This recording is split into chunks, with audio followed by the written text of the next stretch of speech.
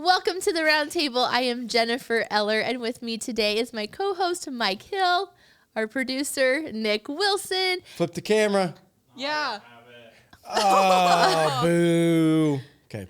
And then our guest today is Sarrah Kerlin. Yeah. Yay! I almost clapped for myself. That would have been really Yes, good. you should. Yes. You should clap for yourself. I love it. Because you are the special guest. Yes. You are. Yes. Yeah. So I know you have two unique hobbies to me. Yeah. So what are I have your all hobbies? sorts of hobbies. What are a couple of your hobbies that you like to do? So I play a lot of board games. Ooh. Yeah. I just went to Gen Con, which is like the nation's You went biggest. to where? Gen Con. It's the nation's biggest, it might be the world's biggest tabletop gaming convention. It's in Indianapolis. It's been there for forever. Wow. Gen Con. Yeah.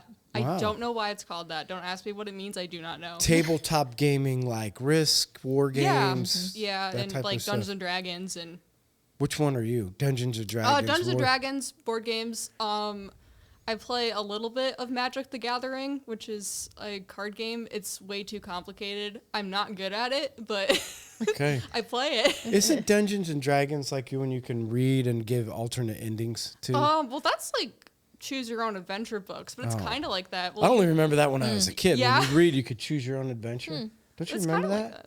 Didn't you read those things when you were a kid? Yes, I think I did. Oh, But I I remember know. what I they were loved called, though. I don't remember. I thought it was called Dungeons and Dragons. No, it obviously. wasn't that. I would never have read a book like that. Why? Why do you say it like that? I would have never read Dungeons and Dragons. I don't like medieval movies. I don't like movies that are the dark scenes, not dark, evil dark, just dark scenes. But you like So- Harry Potter. No, I don't. I don't. No, See, I could live in the fantasy world forever. really, Oh, no. I love Aragon books. To listen to Yeah. all the Aragon books, all kinds of dragons and. If I could be a hobbit in Lord of the Rings, Yes, I would be. I would be too. How fun would it be to be a hobbit? I don't even know what you're talking about. You've never seen Lord of the Rings?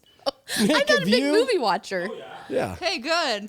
Yeah. I need to get cultured. Or I could be a Jedi, like in Star Wars. I would want to be a Jedi. Star Wars is silly though, Yeah, which is I part of know. the charm. Huh?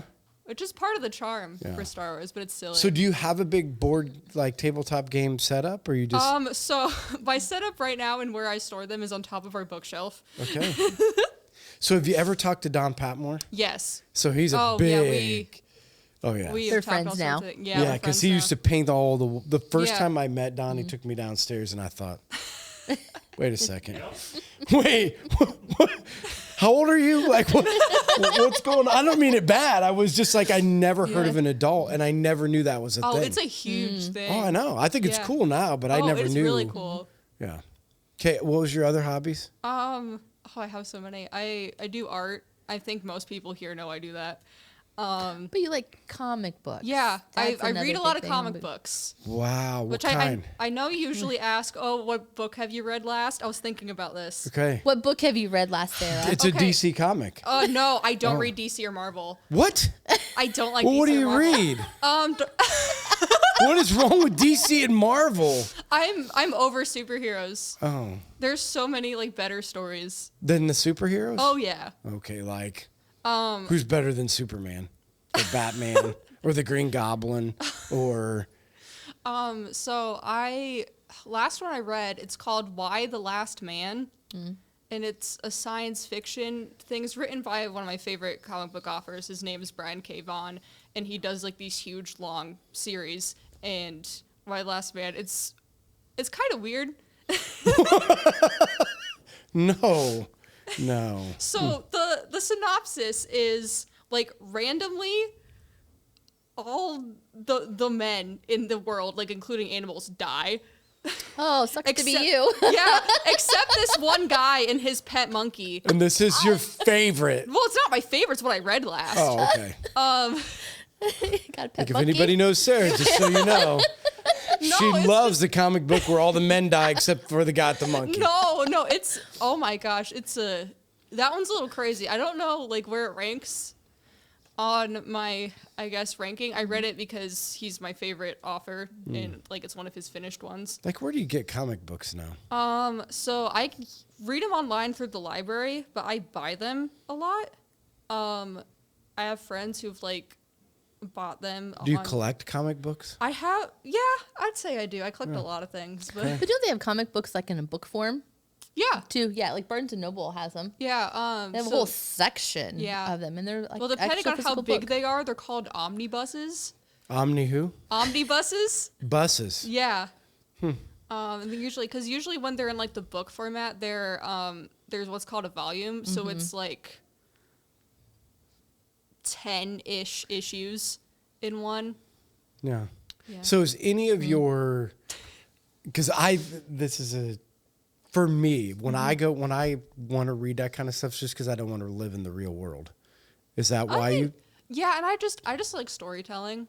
Yeah, I me don't know, too. like I think it used to be escapism, but now it's just I just want to read a good story. Okay. Is what I think it mostly is. I think mine's all escapism. I mean, More than I think about it. I mean, I love the story and I love all of the stuff, but I think maybe a lot of it has to do with like, it's kind of fun to live in the fantasy world for a while. well, yeah, just for a little bit. Yeah. Nothing wrong with that. Maybe the older you get, a lot of it. It's fun to Yeah. live in the fantasy world for a lot of it. Yeah. Anyway. Yeah. So we're just gonna kind of jump into your story Yeah. a little bit, because that kind of was a good little bit Yeah. of lead-in with, your childhood was hard. You were different, and you Yeah. even told, and we talked about this because I didn't want to call her different. No, call me different. Yeah, and so I thought, I do not care. so yeah, there's a lot of trauma when you were little. So Are you from around here? Oh yeah, Oh, okay. my entire life. I went to school with her aunt, so Really? Yeah. we were in algebra together. And she you know continued my to be an mom. accountant, and I did not. Oh, got And it. you know my mom. I do know your mom. I worked at Target with her mom Yeah. and dad. Yes. Yep. Okay. About that. So you went to yeah. Huntington North and No, I was homeschooled, Oh, okay. which is a significant part of the whole thing. It's a significant part of My life, I guess. okay, because you wanted to be, or they just decided it to, was- or you got in that much trouble you had to get pulled out of school. It wasn't that I got in trouble. So I had behavioral issues growing up, which ended up being autism. And basically, I wasn't diagnosed till I was 9 years old. Okay. And it was basically the public school system telling my mom that I was a brat, my entire life up to that point. Like, nobody ever thought to tell her, hey, we think something could be, like, legitimately wrong. It was always just, she's a brat, and we don't like her. I was in first grade, and I had a principal. I don't even remember why I was there, but I was in tears. I was having a meltdown because I don't know what I did. Everybody's just basically yelling at me that I did something wrong. So I was in the office, and again, to preface, I'm in first grade. So you're like, what, like 8, 7? The principal's like talking about whatever I did. I'm not understanding it because I don't know what I did wrong. And I'm shutting down because my brain is so overloaded. And she gets in my face and tells me, you are a brat and you are a bully and everybody needs to know that. And she turns her computer screen and shows me, like, I guess, like, my profile or whatever in, like, the school system. She says, I'm putting it right here so everybody knows that.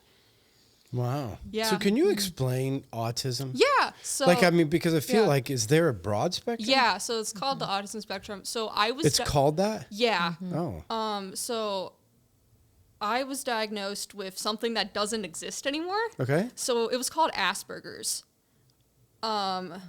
which That doesn't exist anymore? that doesn't exist anymore. They got rid of it. I think it's all autism spectrum disorder Okay. now. I am not a doctor. We had somebody that worked for us that had Asperger's. Yeah. Yeah. So. But yeah, well, that's what they called it back then. so I yeah. don't Well, know. that's what until I was like, I don't know. Until I was like later in my teens, somebody was like, "That's not a thing anymore," and I go, "What do you mean that's not a thing anymore?" Yeah.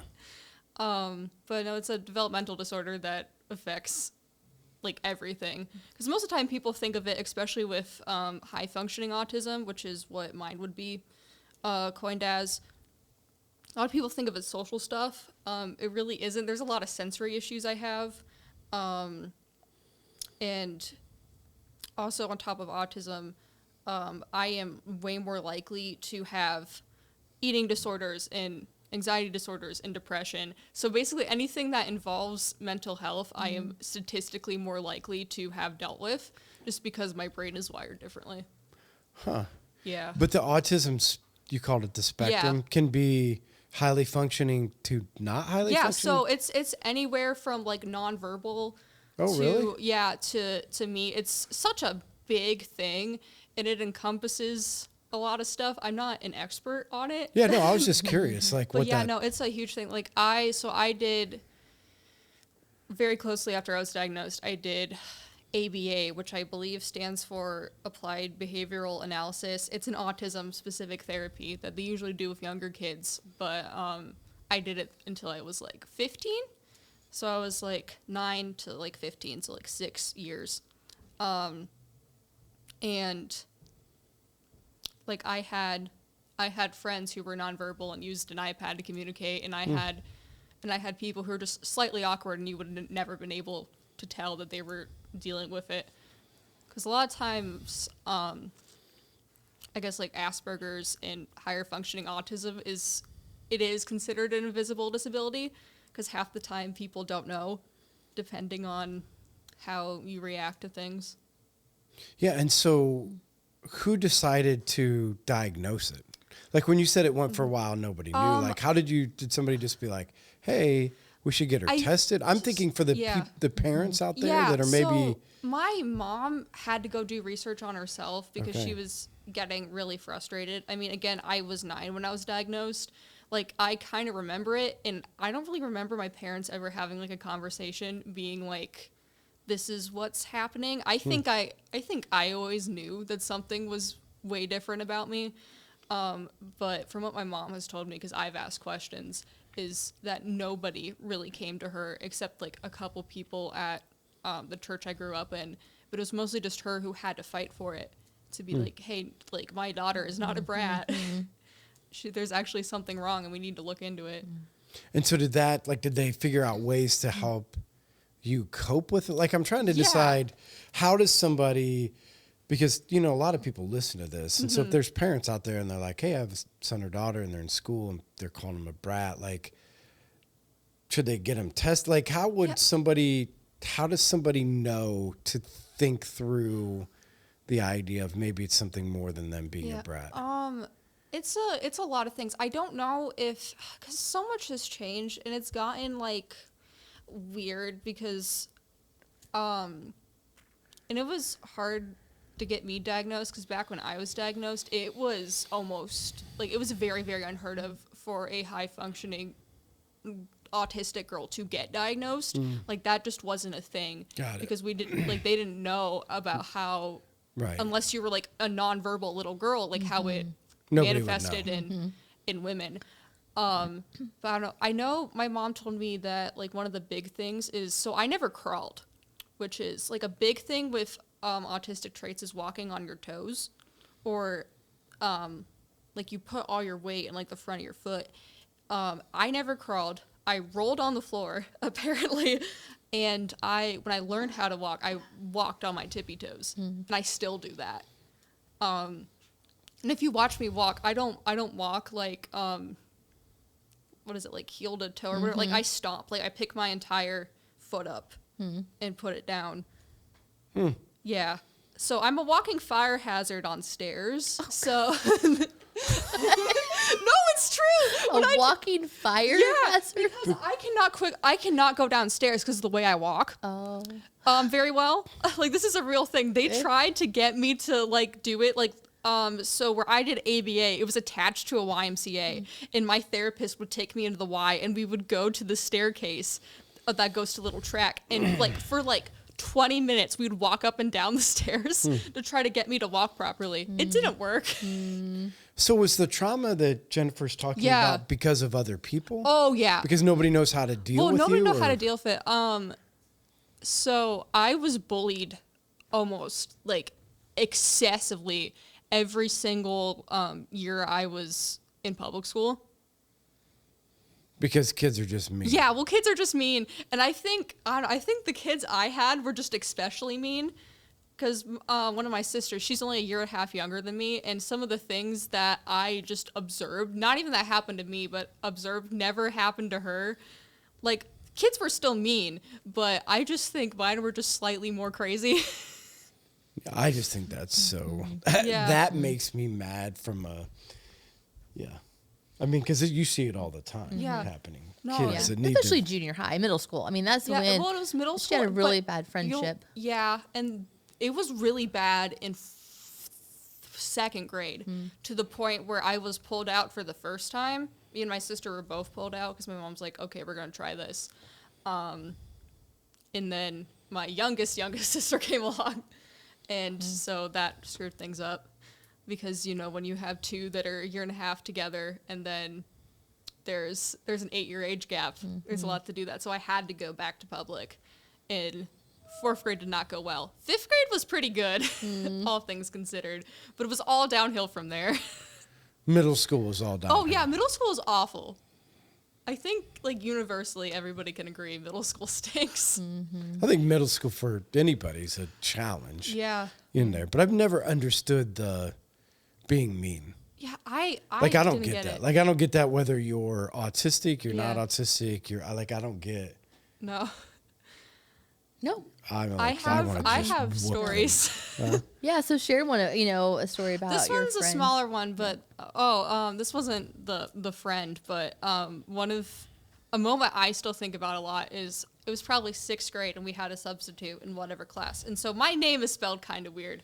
It's Sarrah, and usually people get Sarah, but for whatever reason, this girl who had picked on me, like even in elementary school, whatever day, decided to convince the substitute that my name was Sahara.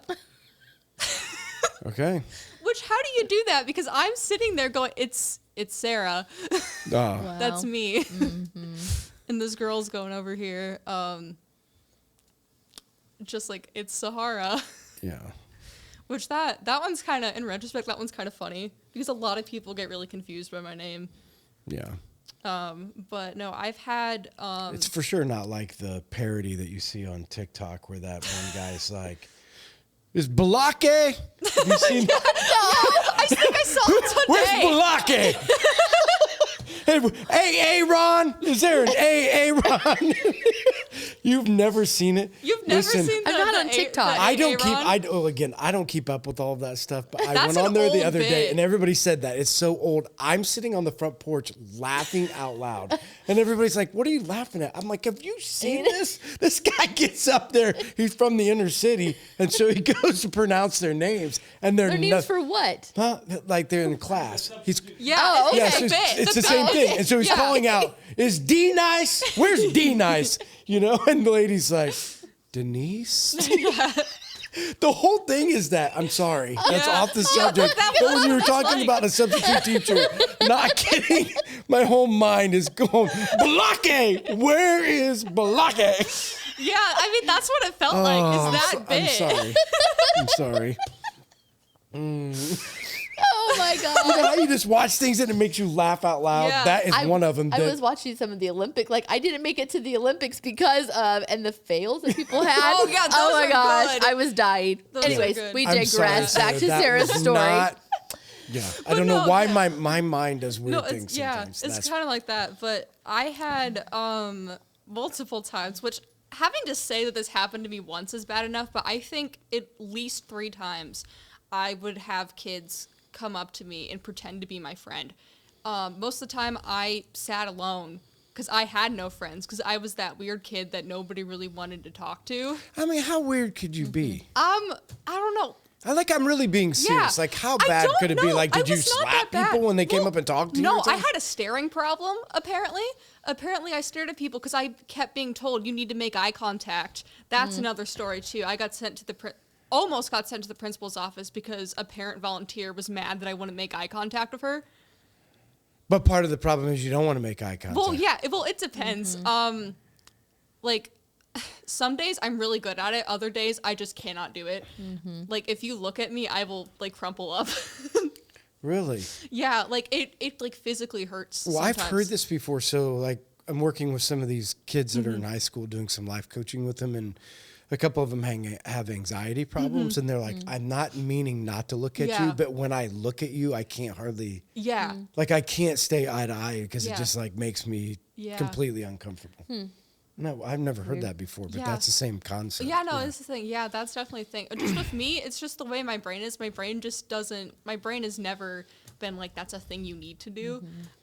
Even though I do it now because I've been, like, I have been taught by myself and others that like when I need to, like when I'm up at the cafe, I will make eye contact with people because, you know, that's what I'm supposed to be doing. But if I'm hanging out with friends, I don't make eye contact with them because they know what's up. They know I'm paying attention. Yeah. But you just don't need to. Yeah, I just don't need to. But what's going on with parents today that we're not teaching our kids to, you know, look out for people that are sitting alone? Yeah. Well, That's such odd. I don't know. It's... I don't know how this works. We just keep turning into this generation that we can't be around people that aren't like us. I know. It's so weird. It's sad. It is really sad. Well, because it went on for years. Like, I had people pretend to be friends. And, like, literally all I did was, like, I stared at people sometimes. I got bullied because I repeated myself a lot because I didn't know what else to do. Like, when I would get excited about something, I would say it over and over again because I was excited about it. And I had things that I was very, very into, and I knew, like, everything about one specific thing. And apparently that's strange. But just whatever it was the perfect storm for kids to be like, she's a freak. And so basically, public school started teaching me to hate myself. Because, you know, that's, like, the only interaction you're getting, because I was in extracurriculars, but I didn't have friends in them because, again, I was that weird kid, and that when you're the weird kid, that follows you everywhere. Was there, like, no intervention? No teachers, no people, nobody? No, literally no. In fourth grade, I'm not a confrontational person, but I'm assertive, but I'm not, like, confrontational. But I started getting confrontational in fourth grade because nobody was doing anything, because all these adults, it was basically a bunch of girls or whoever, like, a group of people who, like, sometimes it felt like these group of people bonded over being, like, awful to me.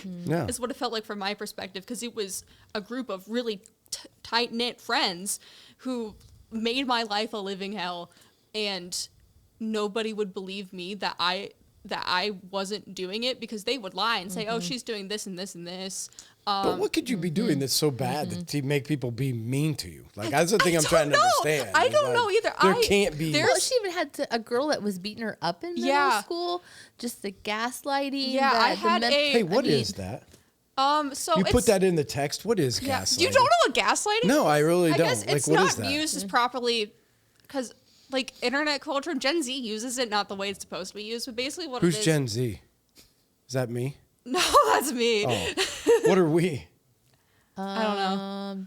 X? Oh. I don't know. It doesn't matter. But, okay, younger people use it not as... but basically what it is from my understanding, it's a lot of a person, like, telling you something's your fault, even though you know it isn't. And so they're convincing... They're turning it back on you. Yeah, they're turning it back on you. And they're, like, they do it so much. And it has to be, like, a consistent thing to be gaslighting. They're convincing you of things. Yeah, that it's all your fault. Yeah, it's all my fault. And so this girl, I don't even remember how we met, but because I had no friends, like, okay, like, I guess this is my friend. And, oh my word. I don't even remember a lot of it because I blocked it out because it was really bad. But she would literally beat me up for no reason. Like, we would just be sitting at lunch and she would start punching me. And originally I'm like, don't do this. Because why are you beating me up? But it just kept going to the point where I just didn't say anything anymore and I just let it happen. Because she wasn't going to stop, so what was I going to do? Because I couldn't go to any adults, because I already had this reputation of... You're a bully. Of that I'm a bully, and I'm doing everything that I'm saying is happening to me to other people. So no adults were going to help me. My mom can't help me because my mom's not at school with me. And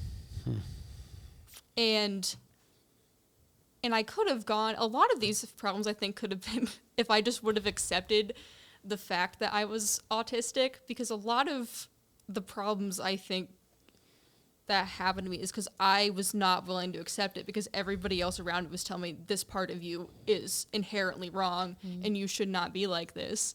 Because all it had ever gotten me was in the principal's office or bullied or just all these things to where everybody's telling me that they hate me. So I was stuck with this relationship that was awful because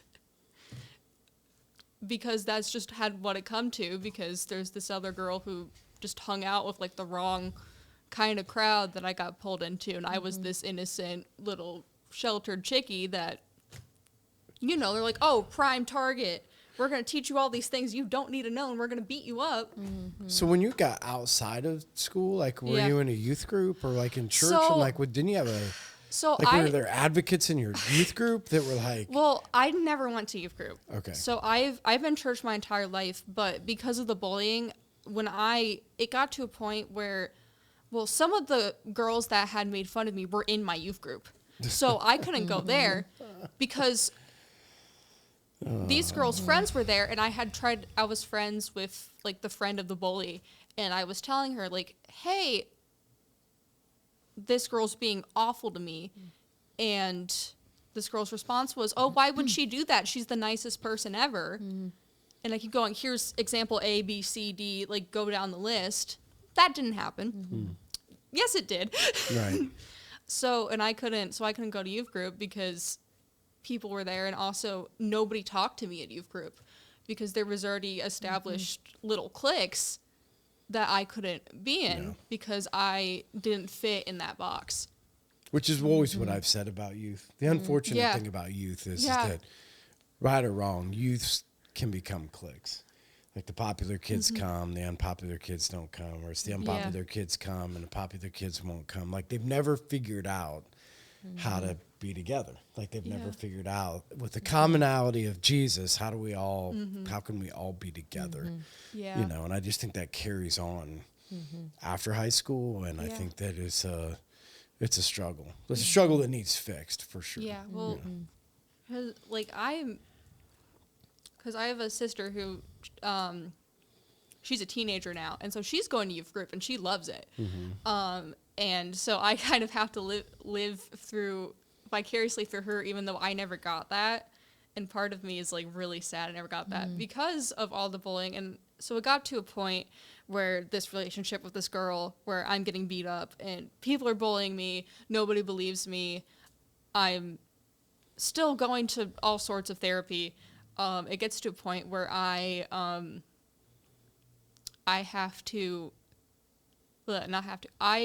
cannot physically get out of my car to go to school because, like, your brain has a breaking point, and it hit that point where it's literally, it was... I'm not going to subject myself to this anymore. Well, no, it was more of, my thoughts were, if I go in there, I'm going to die.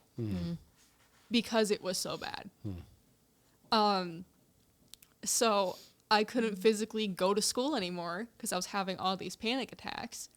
And so we started homeschooling. And so I started homeschooling when I was in 8th grade. And then it went all the way through 12th or whatever. I don't really have years to it because I just did my own thing. Because because my brain was just putting up a fight with anything involved school, I basically skipped 8th grade. Like, there was stuff going on. I was going to therapy, but I didn't do schoolwork in 8th grade because it was so bad because I could not sit down and do it without having a panic attack. Because it was associated with that classroom setting where everybody's being awful to me. Right. So, So what are some of the contributing factors that helped you get to where you are today? Like, how did you get out of being completely paralyzed, hardly can do anything, to... well, big one, therapy. Okay. Therapy is the best drug money can buy. Okay. that definitely helped. I had an awesome therapist a lot, and we talked about all sorts of stuff, and it was awesome because she was Christian too, so that was really great. Definitely my mom. My mom is an incredible woman. She's literally like the strongest person I know, because even with like just bullying in autism in general, it's not just me going through it, it's my family going through it too, because they have to watch, like, my parents had to watch their daughter, their oldest daughter, suffer because the world doesn't understand how my brain works. But my mom definitely supporting me, even though I didn't believe her half the time.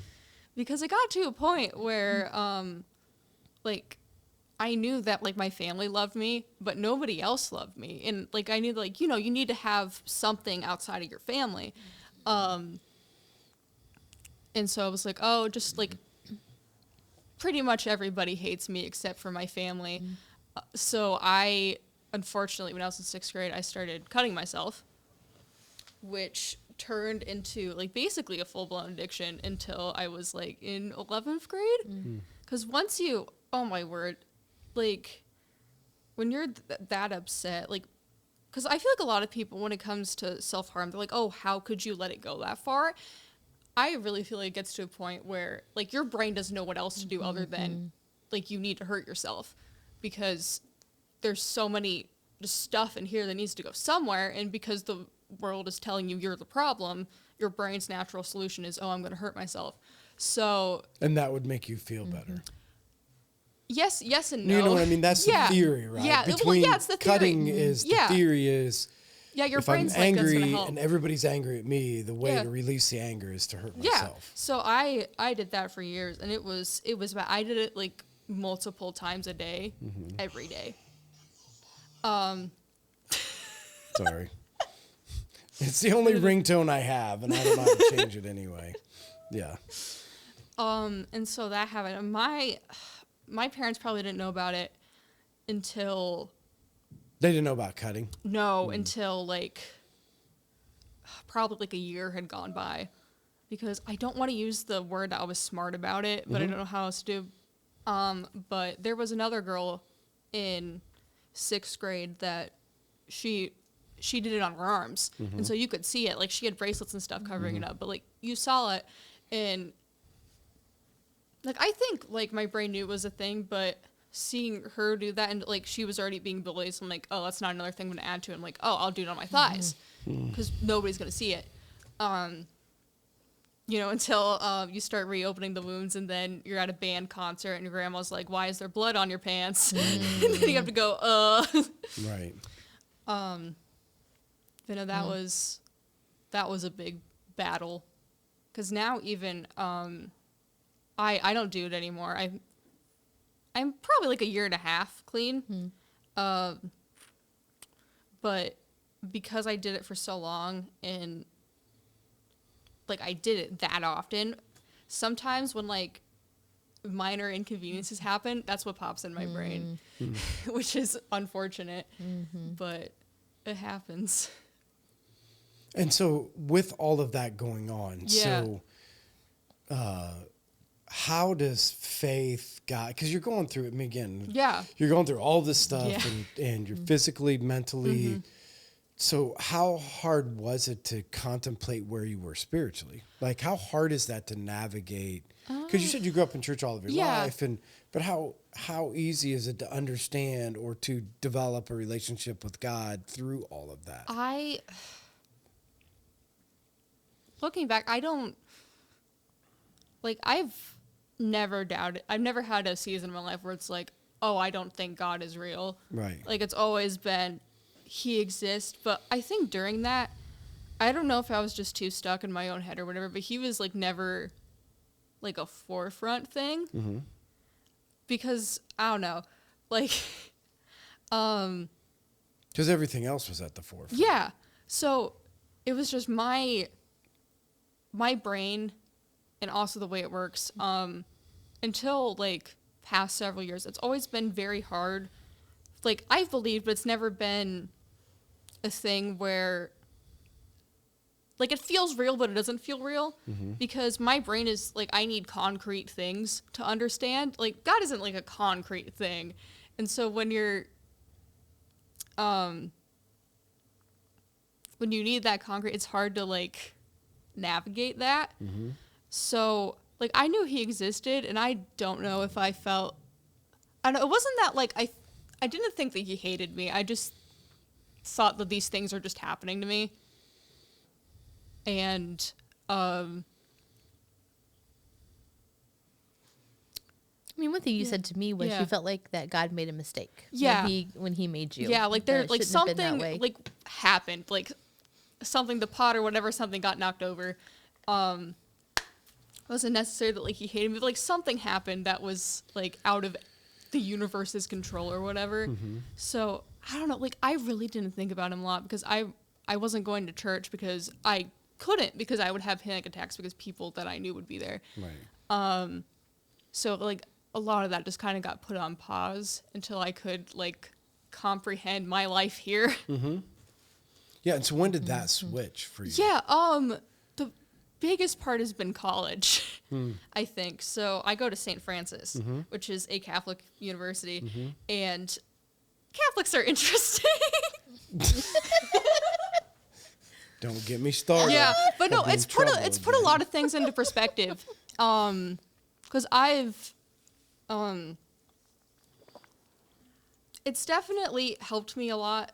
Because I think up until the last several years, my faith hasn't been mine; it's been my parents. And so it's hitting that point where I'm transitioning out of that and finding, like, what speaks to me more and what I feel like he's giving me to put out into the world. And a lot of that has been because of going to a Catholic university, funnily enough. So a big thing that's helped me to make like God physical, because that's been a big thing, is I pray the rosary. I don't pray it the way Catholics do because I'm not comfortable with that. But I have one that I took Mary off of, which that's a whole other thing. Right.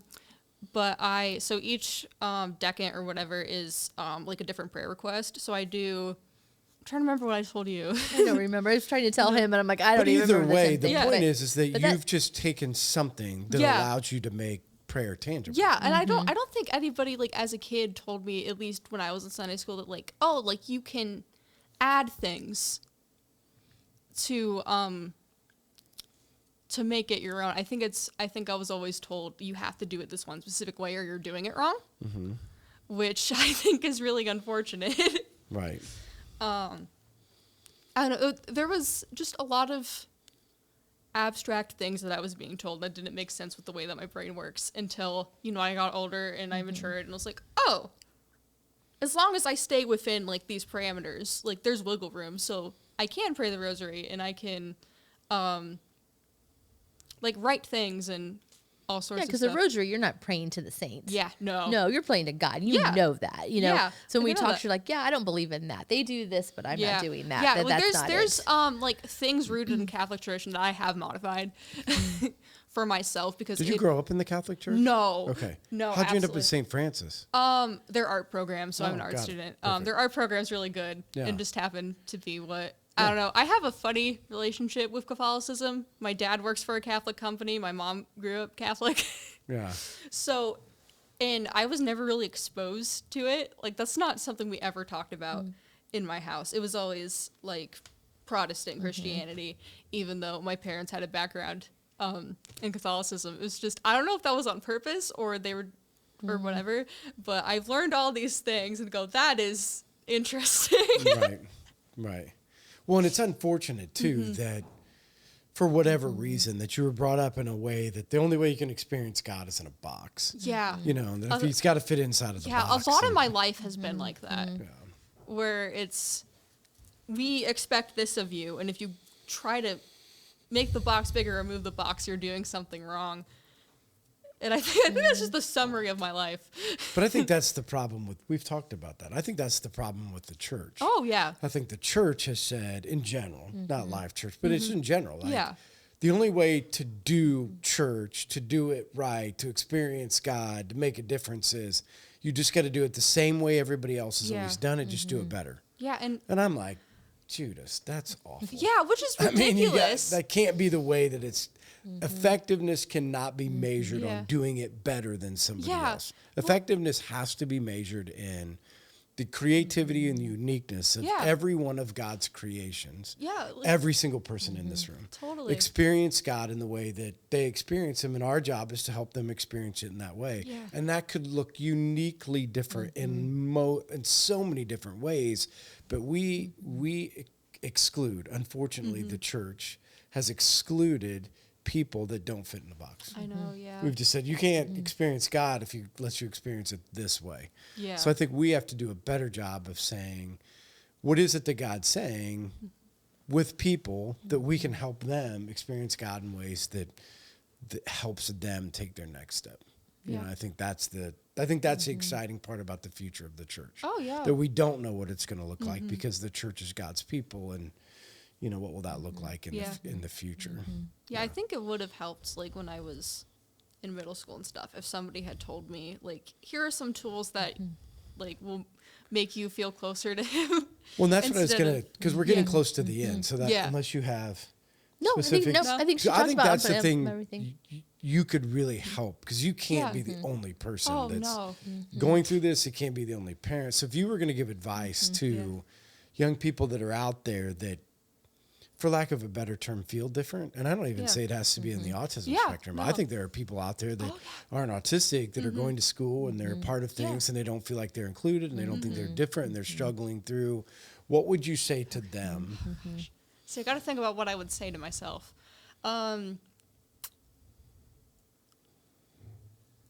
There's this will sound a little cliche, but there is, like, even if you're going through an awful season in life, there is a purpose for it that you just don't get yet. And my mom told me that, like, even in middle school, it's like, there's going to be a reason why you've gone through this. And for me, that has been, I put down boundaries with my friends now because I've been through enough where, and I've been a doormat for long enough where it's, like, certain things I will not deal with. And I let people know that right out the bat, and that's been incredibly helpful. But, there is some sort of reason why this season is in your life. And a lot of it, I think, is just patience, honestly. Because it went on and on and on for me, but I'm very happy with, like, how far I've come and who I'm with. Like, I have an incredible group of friends that I found definitely as, like, a God coincidence.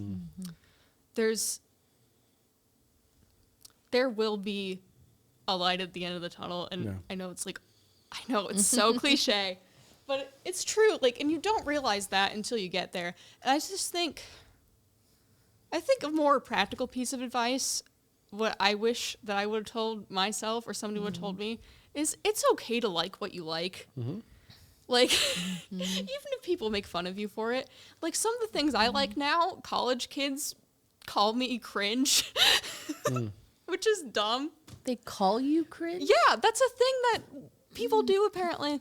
It confuses me, but they're I like, say all the time, like, I think the key to healthiness in yourself and healthy relationship is learn to love you. yeah, totally. Because I think we have done a terrible job.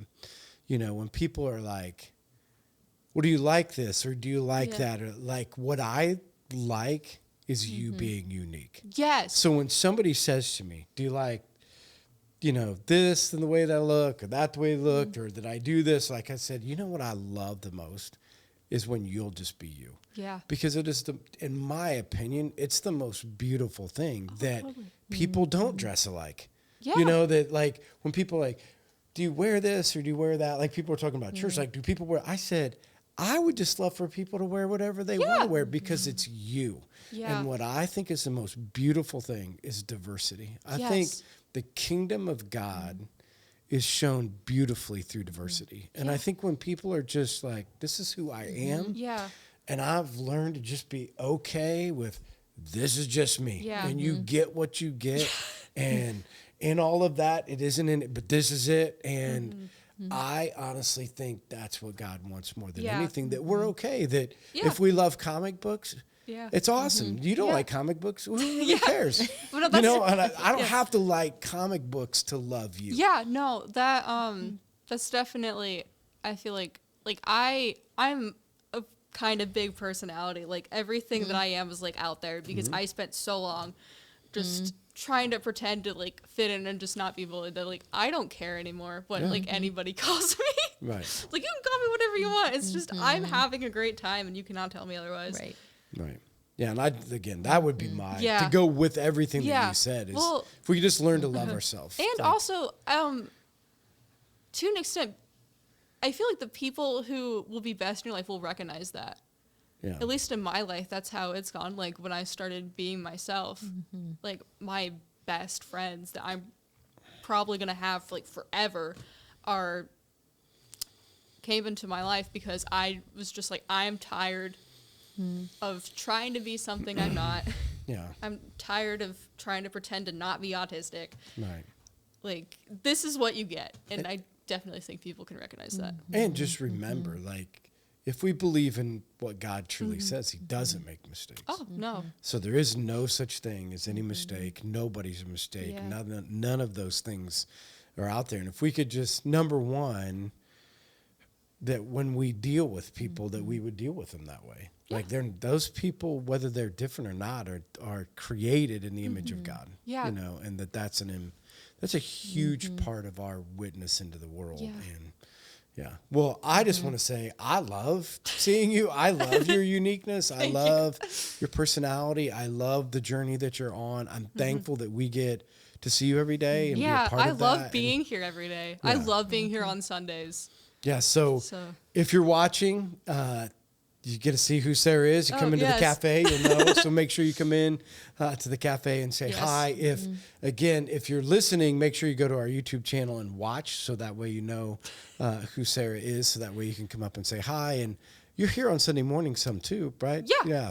I work pretty much every Sunday morning, and I go to second service. Yeah, so second service, you can come up and say hi. Yes, so, please do. I will talk forever. Yeah, that's perfect. It's awesome. So, Sarrah, again, thank you. Thank you for the brightness in your personality. Thank you for how God did create you and the uniqueness, and that we can see God working in unique ways, and that we can see that God can take traumatic times and turn them into something that's beautiful, and that God's working through you and will continue to do that. So thanks everybody for joining us, and we'll see you guys next week. Bye.